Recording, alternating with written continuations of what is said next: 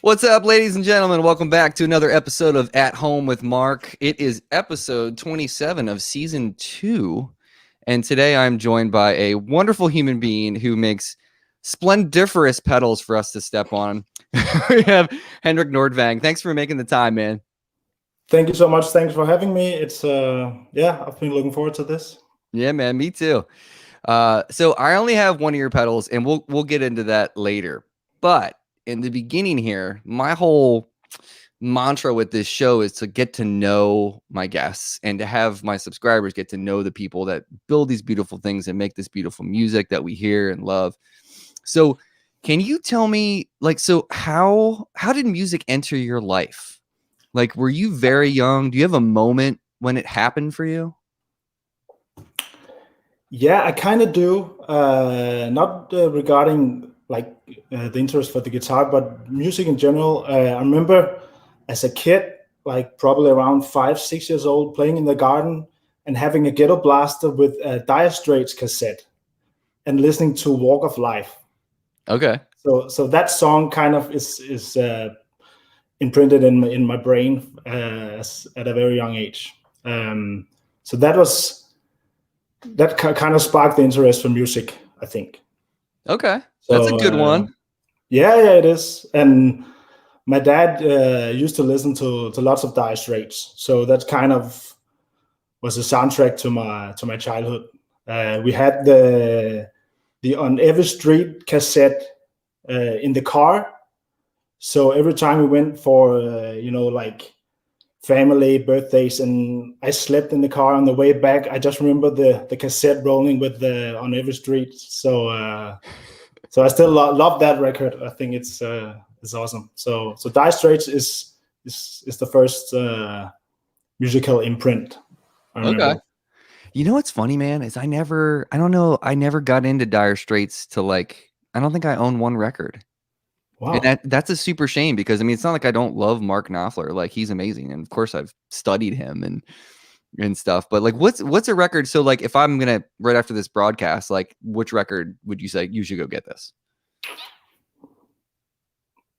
I have On Every Street. Okay, it's my favorite Dire Straits. Also the last studio record. I think it is. Yeah, it must be. So, but lots of great songs and amazing guitar player. Dude. Yeah, all of their records are phenomenal. Yeah. I have an older brother who listened to Dire Straits a bit.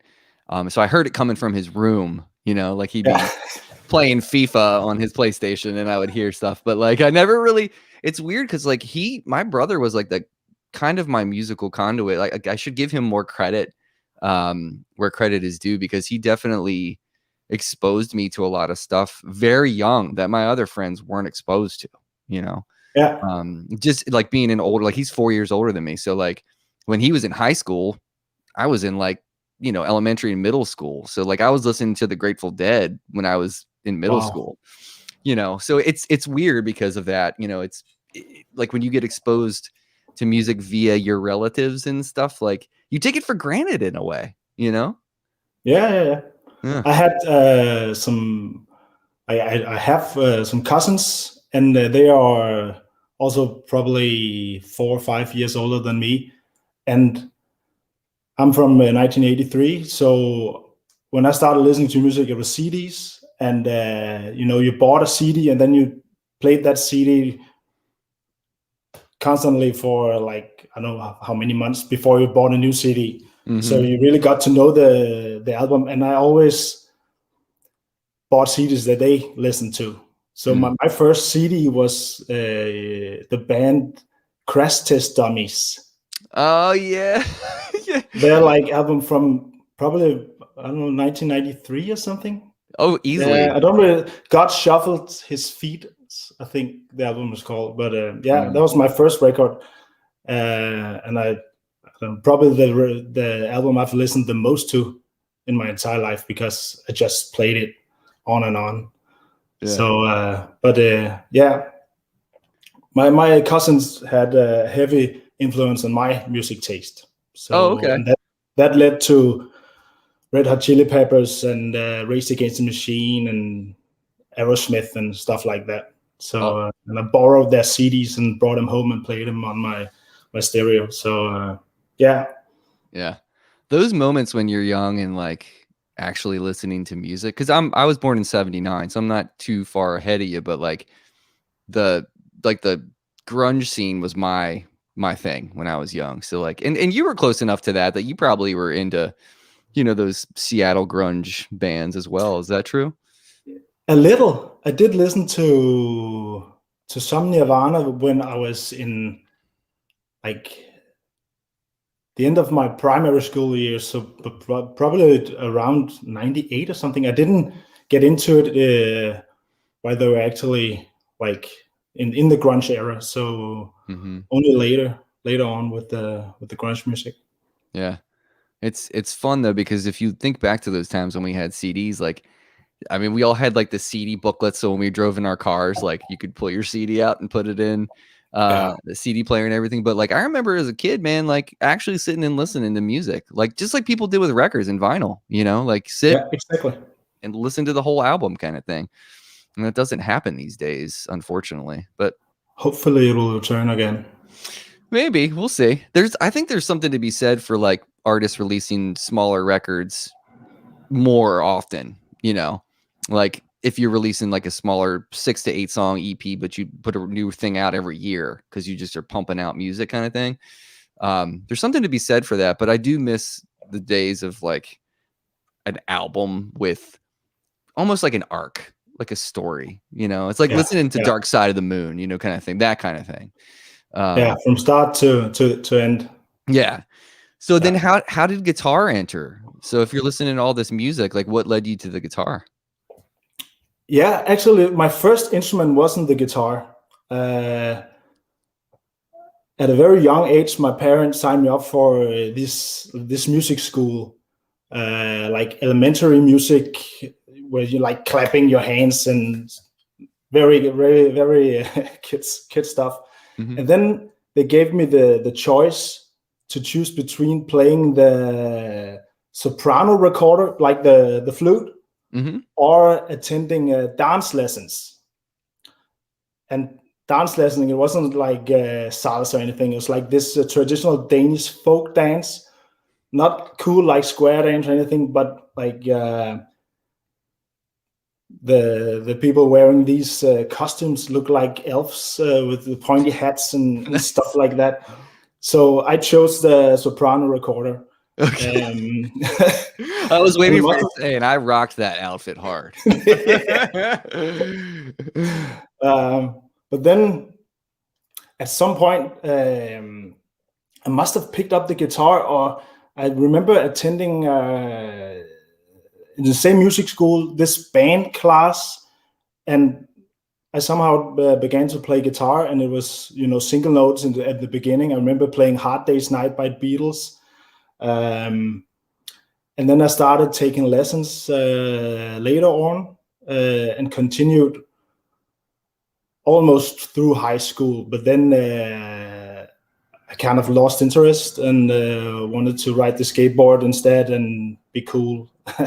And I didn't think guitar was cool at that time. So I kind of, stopped playing guitar. But then John Mayer came around in 2001 or 2, probably in Denmark. And that really got me back into guitar. And the reason I started playing guitar again and buying guitars and and I've been playing ever since. Man, okay. Well, we'll get to the Mayer thing, but I want to rewind for a second, because were you riding professionally? Were you doing like skateboarding professionally at the time when you were doing No, not at all. Not at all. Okay. You just were doing that. That was more of a hobby kind of thing. Yeah, it was. Riding after school. Stuff like that, but nothing serious. Okay. I didn't ever. I probably wasn't. I was too scared, I think, to get really good. Right. So, I was gonna say you're gonna break my arm. Yeah, I know, man. I was gonna say you're gonna have to send me a video tutorial on how to do an ollie, because my kids trying to get into skateboarding, and I'm trying to figure out how to ollie, and I cannot do it to save my life. It's really bugging me because I really want to be able to do it, but I can't do it, man. I don't know what's going on. All right, well I'm then not sure let's. I can either anymore, but I have to try. I still have a skateboard in the basement, so maybe I should dust it off at some point and give it a try. But don't hurt your hands, man. Keep your hands fine. Exactly. All right, well then let's jump into Mayer, because we could talk about his music probably and the influence on both of us the rest of this time if we wanted to. But so around that time, 2001. So when did Room for Squares come out? That was in the 90s, wasn't it? Like late 90s, or was it early 2000s? I think it hit Denmark in 2001. Okay. Around that time, because I remember they played No Such Thing in the radio. So I think around that time. Okay. Yeah, it's all a blur, man, because I feel like he's been around forever, but I guess he's been around for a while, but not that long. It's 20 years. Yeah. Yeah. It's quite a long time. Yeah, it's crazy. Okay, so what tracks off of that record like dug their heels into you, like that made you want to pick up the guitar again?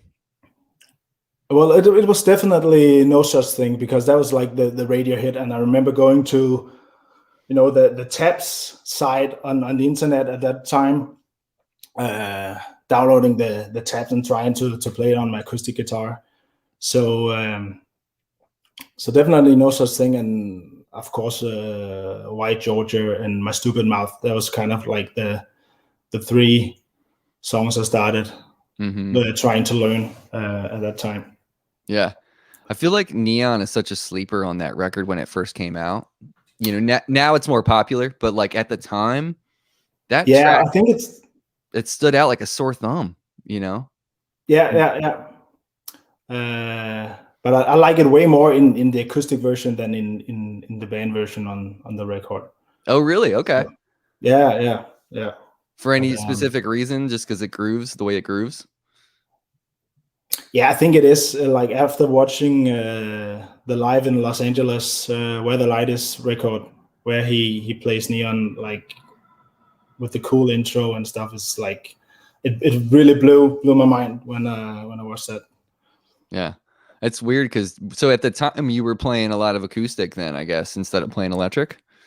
Yeah. I did. Like after when I stopped taking the guitar lessons in high school, I started just like playing acoustic guitar. Wanted to play Oasis and stuff like that, like campfire songs. Yeah, man. And then I came into the John Mayer, and then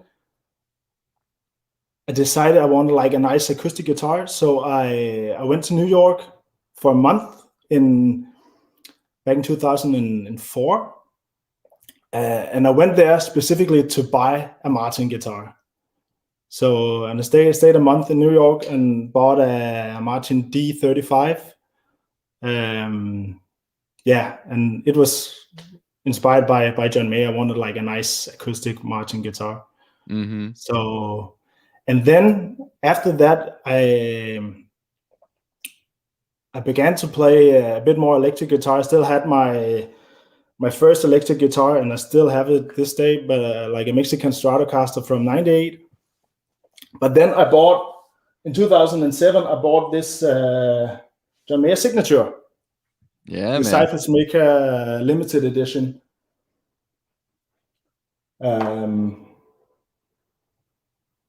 Yeah. And do you want the story now? I have a great story with this. Let's tell it, man. Yeah.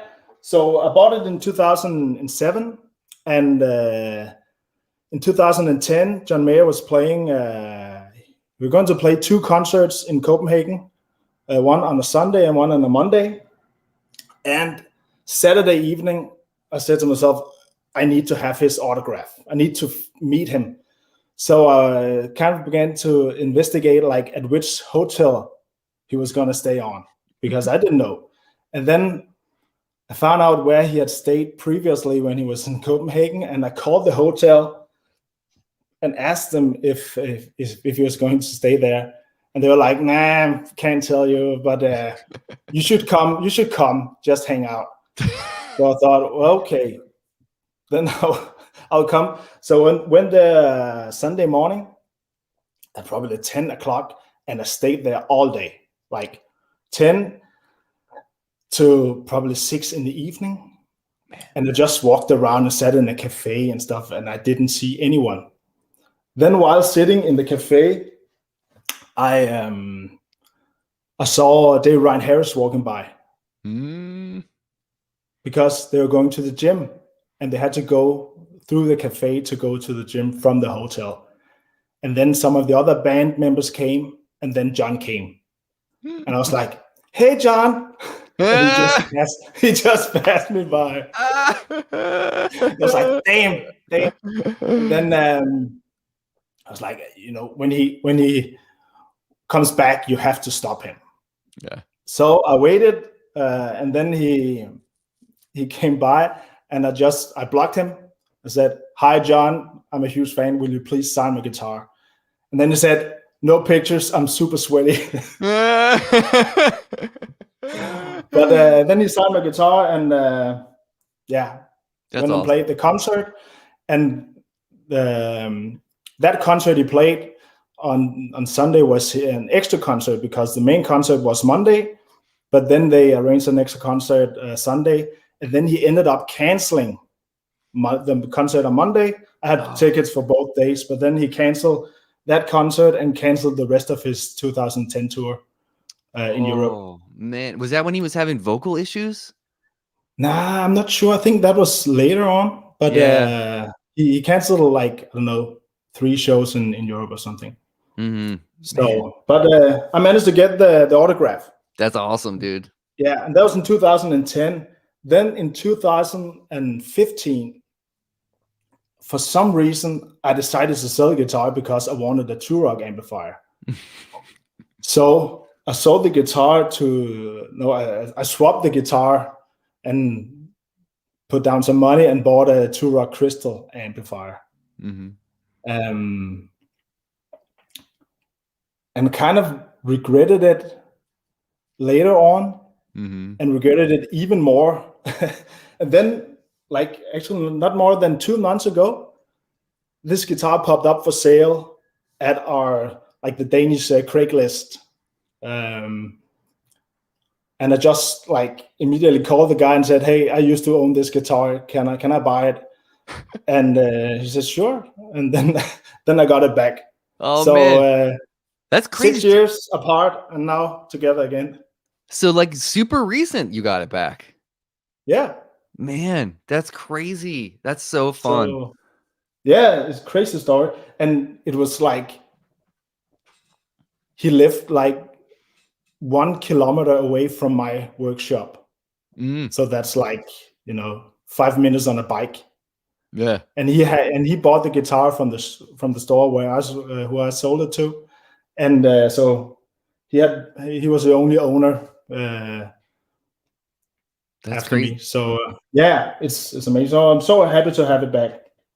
Did you talk to him about it? Like, did he gig with it, or did he just like keep it in a glass case, like while he had it? No, he gigged with it. He didn't buy it. Like, he didn't buy it for the autograph or anything. He just liked the guitar. And when he bought it, I think Mayer had just stopped his collaboration with Fender. So you couldn't buy a new Fender John Mayer signature at that point. So he just bought the guitar because he thought it was a good guitar. And then he didn't play it anymore, and then he just wanted to sell off some of his gear. So it's amazing.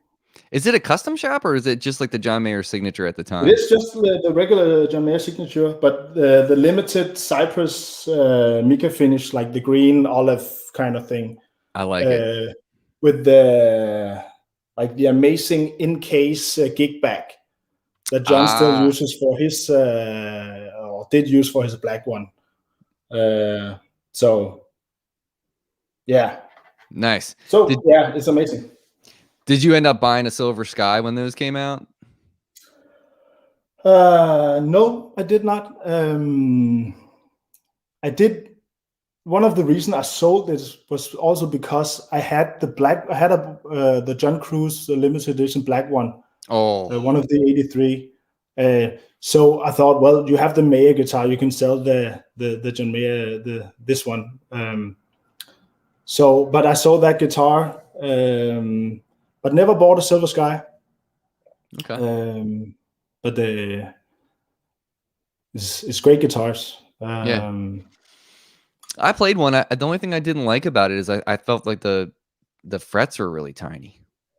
I didn't like how small the profile of the frets were. I wanted more jumbo frets on the instrument because I was playing. I went over to my buddy's house and he had one, and I had my Sir, and I was just passing it back and forth, like seeing what it felt like.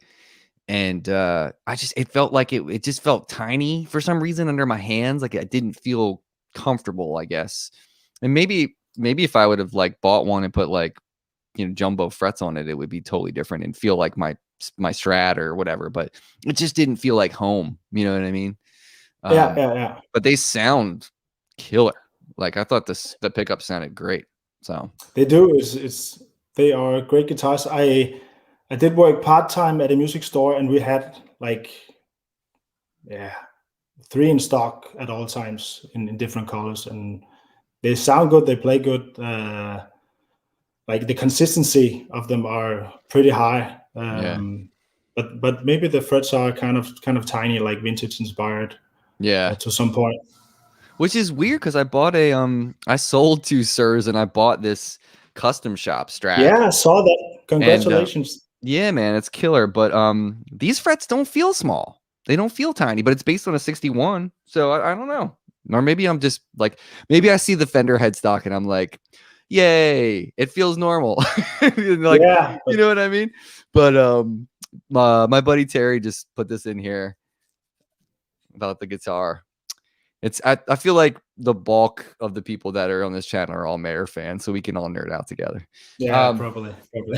So, like, what did you think once heavier things came along? Were you like, about it, or were you like, ooh, like this is different? I liked it. Yeah, it was different, but I really liked it. Lots of great songs. Bigger Than My Body, of course, being a giant radio hit, and but all the songs have like the guitar part that makes you like listen to it as a guitar player and think, wow, it's great. Besides being great pop songs too. So I think my favorite song is Only Heart and Wheel. Those are probably my 2 favorite songs. I Arrow and Come Back to Bed. Yeah. That song. You don't like it? No, I love it. That's like my favorite. Okay. That's my favorite track on that album, and mostly because of the way that the drums are recorded on that. I'm a huge drum guy too, man. Like if there's an album that has a killer drum sound on it, I'm all in. Like the song could almost suck, and if the drum sound is great, I'm like, ooh, listen to that snare. Nice. It's like a sexy thing for me. I don't know what it is about drums, but it's like when I hear a drum set that's recorded really well, or if it's like recorded differently, if for instance, it's like a mono recording and then there's like one overhead kind of thing, and it's got that Motown-y sound to it, I'm all in, man. All in. Like you can't go wrong. Like my favorite album, I think, for drum sounds is Robert Palmer's Sneakin' Sally Through the Alley. Have you heard that record? No, I haven't. So forget what you know about Robert Palmer with Addicted to Love stuff. Like you got to go check out Sneakin' Sally Through the Alley because it's Robert Palmer singing. It's the Meters as the backing band. Lowell George from Little Feat playing on it as well. And he wrote, so Sailing Shoes is a Little Feat tune, but he did that one. Man, it's a killer. If you like that soulful, groovy kind of thing, that's what Robert Palmer did in the beginning of his career. And then when the 80s hit, he cashed in. So, but, even the Addicted to Love stuff and the 80s stuff is kind of funky, if you really listen to it. So I love the 80s. So I think I'm in on that. yeah. I'll check that out tomorrow in the workshop. Definitely. Yeah, it's so good. So good. All right. So let's talk about how you got into building, because I wanna get into your head about like when you're building this stuff. Like I own the Gravity, and you know, when you hear tones off of specific tunes and you want to kind of harness that sound, like let's use the Gravity as like a platform to jump off of here. Sure. So Yeah. if we're talking about like more of a K circuit and a TS circuit, and you know, being able to kind of marry those together, like was like Gravity, like the song, like your main, like what you had in your head when you were wanting to kind of marry these two things together, like literally? So what happened? I started working on the Gravity in 2019 after watching, like in John Mayer's 2019 tour. He did some live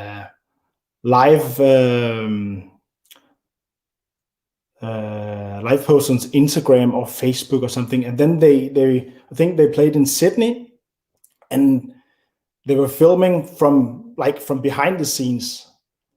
And when he like kicked the drives in for the solo in Gravity, I saw him. I wasn't sure what he was using at that time, so but I saw him step like 2 times. So I think, oh, he's stacking. I didn't know that at that point. So then I thought, well, then I have to make a lead guitar pedal with those two effects, and there was of course the Klon and the TS10. So that was what made me want to make the pedal. It was to create a pedal to deliver that lead tone with that wall of mids cutting through. Yep. So that was the start of the Gravity pedal. Watching the live stream of Gravity from Sydney. Okay.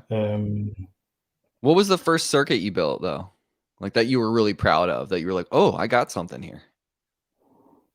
Like when I started building pedals, or yeah, like if you were tinkering and starting to build, because how did you get into doing that? Like if you're playing guitar and you're kind of doing that thing and you're working in music shops, like how did you fall into that? If we go way back, I've always had a huge interest in sound quality. So already as a kid, I bought an expensive stereo, and always been into hi-fi and that stuff.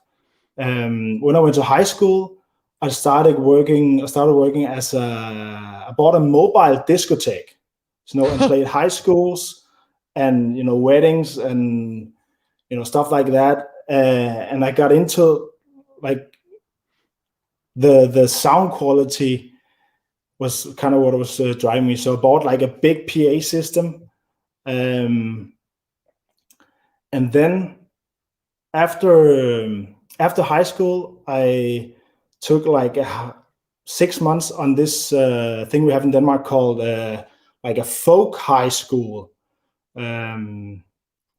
where I took audio engineering classes. So they had an old style analog studio, and there were bands at the school.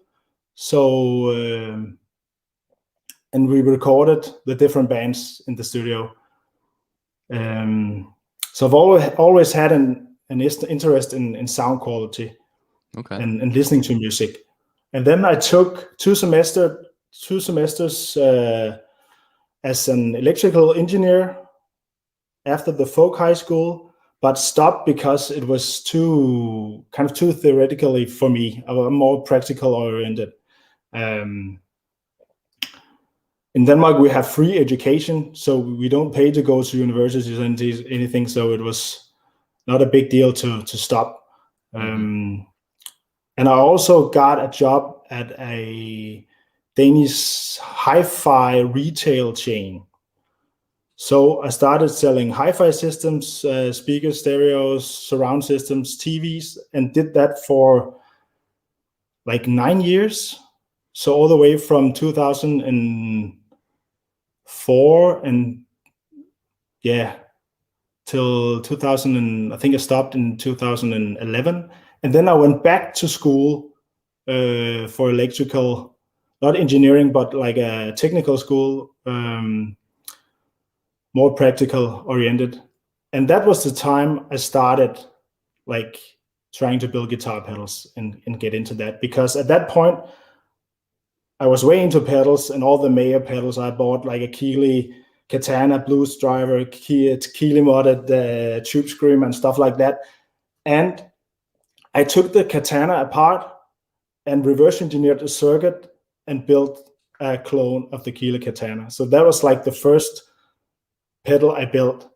And at that point, I didn't really know much about electronics. Of course, at the school, you get the fundamental knowledge, but drawing schematics and stuff, I was like a newbie at that. But I made a clone of the Keeley Katana, so that was like the first pedal I built. Man, is that a complicated circuit, like to build a compressor? Oh no, the Katana is the clean boost. Oh, yeah. What's the Keeley compressor called? I think just the compressor. Okay. The tune-up compressor. Boing. Yeah. It's been a minute. So I built the Katana, and it worked, and that really sparked my interest. And then I started building, other clones, and eventually got to the Klon circuit and built clones of that. And that was also what kind of started Nordvang Custom as a company later on. But the education I started in 2011 is the kind of education where you go between internship and school. So you switch between those two, and you have to get like an apprenticeship. And I was lucky enough to get an apprenticeship at a Danish company called Bang & Olufsen, B&O, who makes loudspeakers and TVs, and now they make headphones and Bluetooth speakers. So I moved from Copenhagen to a tiny city at the other end of the country and lived there for 3.5 years and finished the electronic technician education. And I finished that in 2016. And in 2014, I started the Nordvang Custom and launched the original #1 overdrive pedal. That's how it all started. That's a super cool idea. I wish we had more stuff like that in the US, where you do like more practical, like you have to do an internship while you're doing school, and that way you're learning on the job, and then you're also learning in the classroom, and you can kind of marry those two things together. Yeah, exactly. That just makes sense, man. Like, because there's way too many, as far as like the US education system, I mean, trade school is, I think it's back on the rise now. But for a long period of time, that was kind of like a diminished, like, oh, you're not smart enough to go to college. You should probably go to trade school to become an electrician or whatever. I'm like, dude, we talking about? Those people make great money, and we can't live with them. They keep the society running. Yeah, that's the thing. And it's like we told our daughter too. I mean, she's 10. Like, dude, you can do whatever you want, man. If you want to be an electrician, like you can make a great living doing that. You know what I mean? It's fine. So, all right. So like the Klon circuit. So I'm gathering at some point you've owned them now. Like you own a Klon that you can like test against, or do you not do that? Okay. Eventually I got around to buy one 2 years ago. Oh, wow. Okay. Or 3 years ago. I don't remember. It was not as expensive as it is today, but it was still expensive. I think I paid $2,000 at that time. Dang. So yeah, it was still expensive, but I think I needed to buy the original to be able to, know what I'm doing, because I had owned lots of like clones from other brands. to compare them to the number one I was building at that time. The number one was not an exact like clone replica. There was some differences, whereas the clone side in Gravity and 83 and the new number one signature are dead on clone replicas. So, but it was really an eye opener to get the original because it does sound amazing. Yeah, and it does sound different than the other clones I tried that time. So yeah, for sure. I tell the story all the time on this channel, but I bought one in 2002 for whatever, $300, $350. Yep. And I sold it in 2015 for $1,500. And I kind of regret it in a way just because it's a collector's item. But man, this pedal is crushing. It sounds, I mean, at the time when I was going to sell it, I bought the Wampler Thomas. This is back, it's like I said, 2015. And I AB'd them before I sold it. And I was like, dude, this sounds exactly like the clone. Why am I like coveting this thing so hard? Like, I just was like, I'm going to sell it and I'm going to get a guitar. Like, when can you say in history, oh, I sold this pedal and I bought a guitar, a really nice Strat? You know what I mean? Like it's unheard of. It's crazy. But at the same time, like there's so many great things, so many great builders who are kind of doing it. And I think probably, Bill Finnegan would probably be like, yeah, dude, like it's not, why is everybody making a big deal about it? Like it's like a boost overdrive pedal. You know what I mean? So it's like, I thought that was funny when he put out the new version of the clone. It said, please don't buy into the hype. It was not of my making. Exactly. I was like, that's so great that he did that. So, all right. So we got the Gravity and the 83. So my buddy wanted me to ask you about that because that pedal is a little bit different than the Gravity. Can you talk about the differences between the two for people? Yeah, of course the main difference is that the 83 has the Marshall Bluesbreaker circuit and the clone circuit in the dual format. So, and obviously the Bluesbreaker circuit is the voicing is very different to that of the Tube Screamer circuit. So much more like full frequency range, not the mid hump as you have in the Tube Screamer circuit. So maybe a more versatile pedal for like, for gigging. If you want like crunch tone, lead tone, you have both the mid boost in the clone circuit, and you have the more full frequency drive in the Bluesbreaker circuit.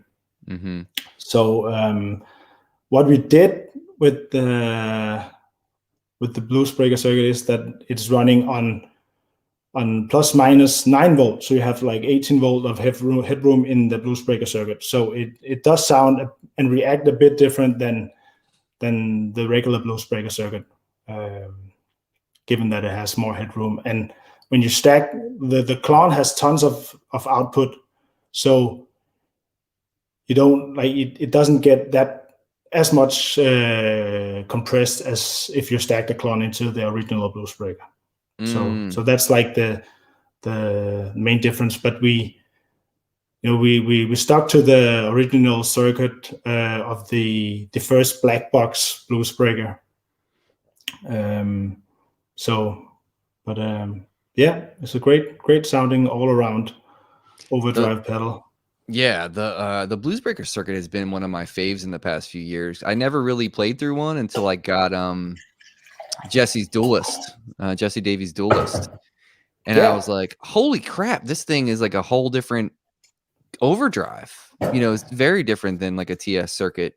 And and I like it really dark, and especially playing slide with it. But what's strange about here, let me grab my guitar, because it's funny with the Gravity, depending on what guitar I'm playing, like this guitar, for some reason, with the TS side of this pedal, it's not as throaty. Like these pickups aren't as like throaty as the Texas Specials that are in my other Strat, but it's got this thing. So I don't know if you guys can hear this. But I usually keep the drive pretty low on it. I mean the drive's pretty low on that, and it already has plenty of gain. And what's nice about it is I feel like it has this. There's a crispiness that isn't harsh. And the thing that I found when I play my other strat through it is it's got that like it's got the way more than this guitar, I feel like, for some reason. But it has this like ballsiness. I never got a chance to play through its actual TS10.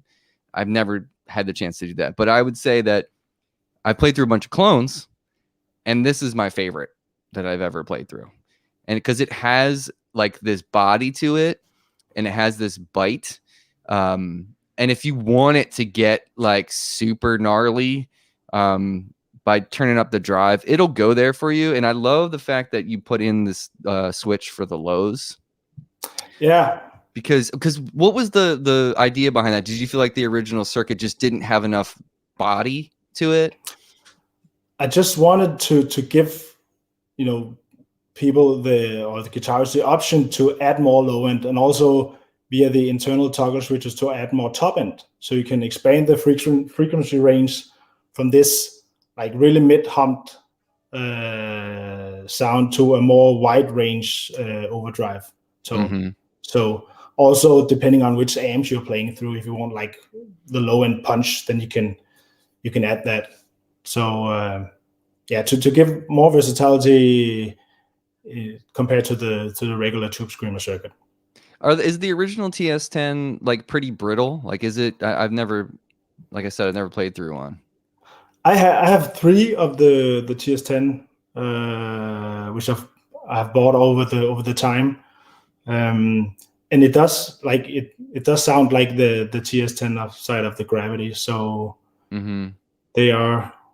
It's just I traced the circuit, so it is dead on accurate with the same buffer transistors and same clipping diodes as the original. So I changed the op amp to a newer version, but that's it. That's the only difference in the circuit. Yeah. So I mean, I love the way it sounds, and it's got like the tone knob on it does a lot too in terms of. You can get it. Yeah. Bright to super dark, and like you said, like the dip switches inside too. I mean, I haven't messed with any of that stuff yet because I just like the way it sounds out of the box. But I should go. Don't fix it. Yeah. But then the Klon side, like the clipping, sometimes I can't tell which I like better. It's funny. But I keep this.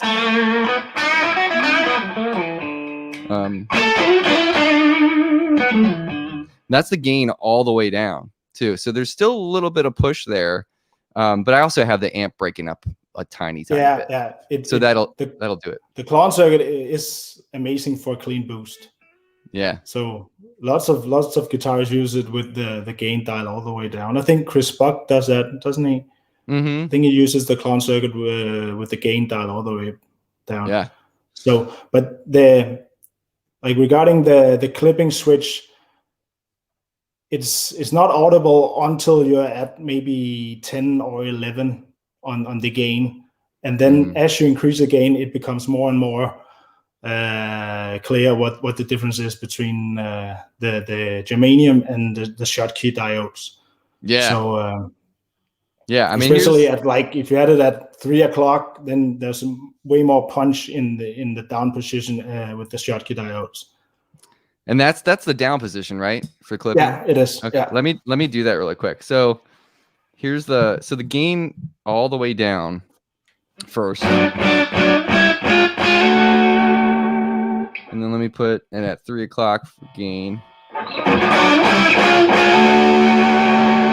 It gets woolly, man.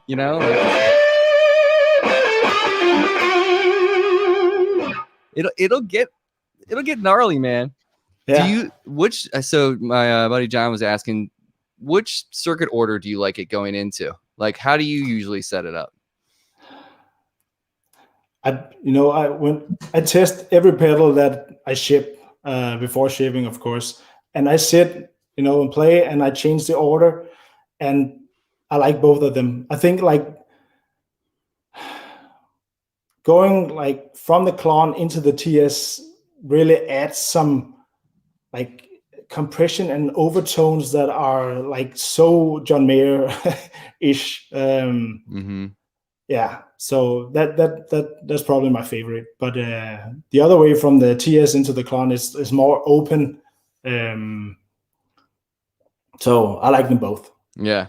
I was stacking this. I told you I had my first gig back last weekend, and I left the Klon on a lot for my rhythm tones and stuff. But or the right side of the pedal. I don't want to say the Klon because it's your own thing. But I left the right side of the pedal on primarily the whole show. And especially when I was playing my Strat. Like when I switched to the Telly, it was touch and go because I was outside. It was an outdoor gig, so I was trying to figure it out. But when you engage both of these channels together, and I was playing slide, sustained for days, man.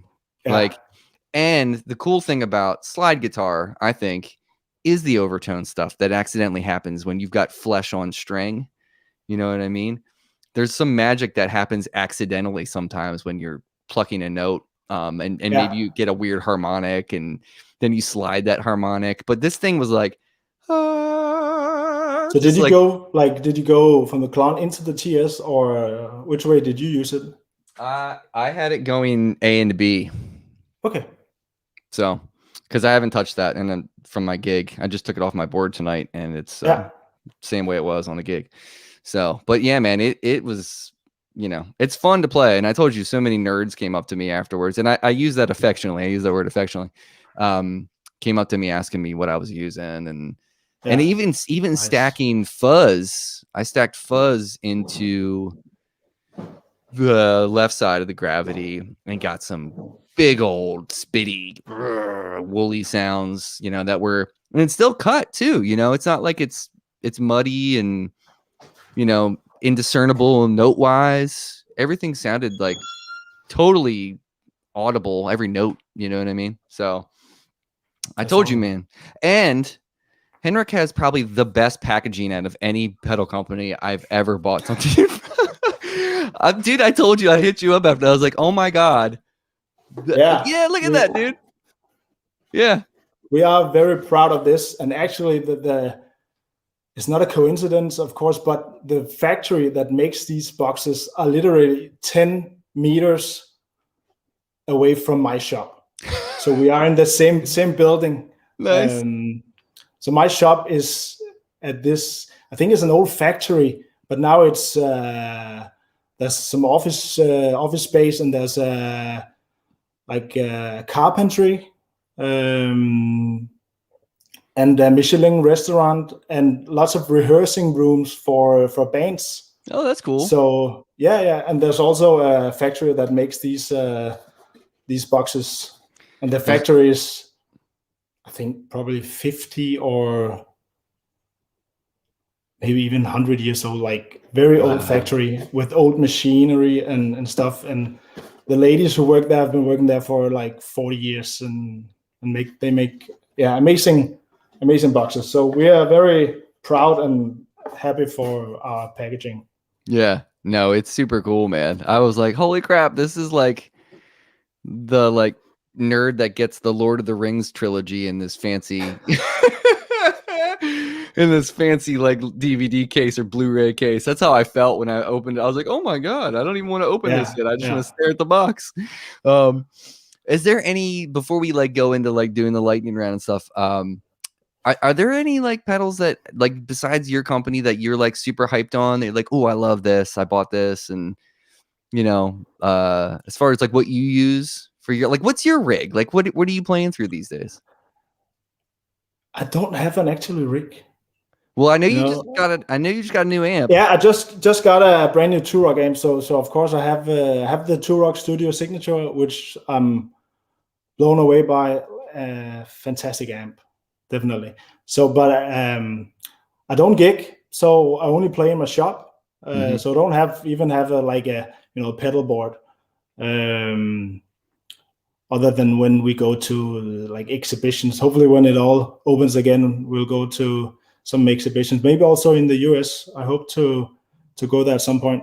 But I mean, there's so many great pedal companies out there. I've always been a huge fan of Pettyjohn Electronics. They make great stuff. Jesse Davy, of course, Kingtone, Brown Amplification. Yeah. With the Protein, Cornerstone, of course, with the Gladio. So many amazing companies. So it's a good time period to be a guitar player. Lots of great options to choose from. Yeah, there's almost too much. It's option paralysis sometimes. It's a good problem to have. Like when I was going to my gig, I was like, all right, what overdrives am I going to bring? Like, yeah. 50 to choose from right now. But like, I like the idea of, I'm a huge fan of the dual channel pedals now, because it does so much for us as guitarists, especially when you're running into like a situation where you can't bring a big board and you want like compact, more tonal options. You know what I mean? Like, this thing is so packed because there's so much you can do with it, with different orders, like how we were talking about which one do you put before the other one, like the clipping, the lows, like bringing in the lows for the TS side. Like there's so many different things you can do. And what I like about that, Henrik, is every room sounds different. So depending on what room you're playing in, this pedal is really handy to have when you're crafting audibly, like how you want like the sonic nature of your instrument to sound in a band context. Yeah. You know, so that helps tremendously, because there's some rooms in Baltimore that I'll play that I know when I go into them that I need to be bright that night because it's a dark room. So lots of wood. You should try the internal dip switches at some point for like giving that like sparkle in the top end, because that is the reason I put the low switch and the dip switches inside, to be able to match the pedal with any given setup and venue. And yeah, that's smart, man. That's super smart. And then the number one signature, the newer version, that just came out recently, right? Yeah, it did. I think it was like late April probably, and it is of course the clone circuit, but we added a pre-drive circuit, which it's basically like a modded tube screamer that you can switch on in front of the clone circuit. So it is the stacking game, because there is so much power in stacking, and I think that's also the reason why like so many people love the dual overdrive pedal, because you have so much versatility when you stack. So that's what, like, we wanted this to kind of be able to do more than the regular clone circuit. So we added the pre-drive circuit. Yeah. So I love the little. It's a compact pedal too. The footprint's small. You jammed a lot of tone into a little guy. Yeah. The size is called it's a Hammond 1590 BB size, so it is a standard Hammond enclosure. So, that's funny. That's awesome. Yeah, we got a couple people here, so love both orders, running them into each other. And who's here? Jeff Mackerlane. Hey, Jeff. He said, "Love, not live." Love is better. And he knows tone too, man. He has the 83 drive, so nice. I'm very thrilled that he got one. Nice. Amazing guitarist. Oh yeah, he's fantastic, man. Well, I mean, I feel like we've touched on a lot, but the last thing I wanted to touch on, when we get to Continuum, okay? So at that point, what's that, like 2000? Is that 2007? 2006? 5 or Yeah, 6. 2006. Yeah, 6. Yeah. Around there. So now, obviously, after the trio album, it kind of blows the roof off the sucker. Like now, I can do whatever I want, kind of thing. Exactly. I feel like that was his like, yay, I get to be who I want to be now. Period. Yeah. And I don't think a lot of people are like, Continuum is his swan song. I'm like, I don't think he's hit it yet. I think that was a great record. I think that there's a lot to like look up to from his other records. Like his other records all are still looking up to Continuum, in my opinion. Yes. But I don't think that's his swan song. I don't think that's, what do you think? I'm so excited for the new album. Yeah. So July 16th is going to be an amazing day. I can't wait. And I listened to a podcast, and a guy mentioned that he had listened to the album and he said that it's the best Mayer album. So the new album, Sub Rock. So I'm really looking forward to that, and I love the 80s vibe he's putting on, and the new single on Friday. Yeah. I'm also a huge fan of Clapton's 80s record, August and Journeyman. I love that 80s tone. So yeah. Yeah, me too, man. That's one of the records I'll let slide with the 80s tone. That's a good record. Yeah. There's a lot of stuff that like, I skipped over the 80s, I feel like, when I was a kid, because I didn't identify with a lot of the music, like the hair metal and stuff. Like my friends were all Guns N' Roses fans and whatnot. I just never got into it, unfortunately. Like I think it just missed me, like by a little bit, generationally speaking. But like that Clapton record, man, there's some really good tones on that album. I think there is some great songs, and it's kind of like, the mix of great guitars with a great pop song. It's hard to beat. Yeah, totally. And this is, I'm sure this record is going to have a lot of that, chorusy guitar, clean chorus guitar Soldano stuff. Ames and it's that LA session guitarist tone in the 80s. All right, man, you want to do this lightning round get down with me? Absolutely. All right, let's do this. So I think you know the drill here, but if you don't, what this is basically 10 questions. You can explain your answers if you want to. You don't have to. Like, you can totally burn through these questions. If any of these are Americanisms that you're like, what the hell are you talking about? I don't know what that is. Just tell me and tell me to shut up. But you should know all this stuff. All right. First one's always the same. Lennon or McCartney? I'll have to go with McCartney. I saw McCartney in concert in Denmark at the big outdoor festival in 2010, and he played for like 3 hours straight, and it was amazing. Like seeing him and hearing him play "Let It Be" was like, yeah, I know. So, man. McCartney. Okay, cool. Amazon Prime or Disney Plus? I have Amazon Prime. Yeah, not Disney yet. So I'll go with the Amazon. You got to get on that Disney Plus. Are you a Star Wars fan or a Marvel fan at all? I am a Star Wars fan. It's been a while since I've watched them, but I know I would get into them like a whole lot. So you got to check out The Mandalorian, man. It's so good. Yeah, I've heard that. I have to check out Disney Plus. All right, cool. Here's the next one. Dusk or dawn?